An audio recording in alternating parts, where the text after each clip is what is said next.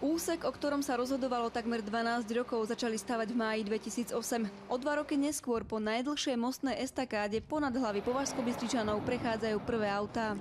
Diaľničná estakáda ponad Považskú Bystricu je v prevádzke už 2 roky. Život sa v meste podľa mnohých ľudí zmenil k pozitívnemu. Takto vyzerala hlavná cesta v smere Bratislava-Žilina kedysi a takto dnes. Je to paráda. Tak o tých 90%, 100% je to lepšie. Máme blízko výjazd na diaľnicu. Radosť slúžiť oproti minulosti. Najviac zaťaženým miestom bola táto hlavná križovatka v centre Považskej Bystrice. Pre mnohých vodičov z celého Slovenska dobre známa.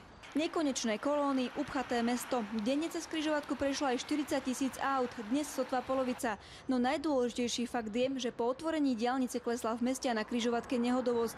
Z 55 dopravných nehôd za rok na terajších 16. Na ceste 1/61 sa v minulosti stávali aj vážne dopravné nehody a dokonca aj smrteľné. Čiže môžeme to jednoducho povedať a je to pravda. Táto diaľnica nám zachraňuje ľudské životy. S prevádzkovaním diaľnice sa centrum Považskej Bystrice stalo čistejším bez hluku aj zahádzal do samotnej dopravy. Ľudia, ktorí bývajú priamo pod cestou, to však vidia inak.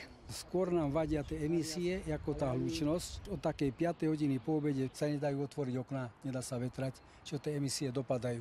Aj podľa bojovníkov za životné prostredie by sa cez mesto diaľnice stavať nemali.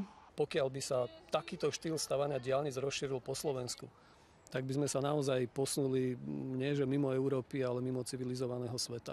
Považsko-bystrická estakáda bude zrejme nadlho na Slovensku výnimočná. Podobný projekt sa v plánoch na dostavbu diaľnic u nás v najbližších rokoch neobjavuje. Z Považskej Bystrice Zuzana Glabazňová, televízia Markíza.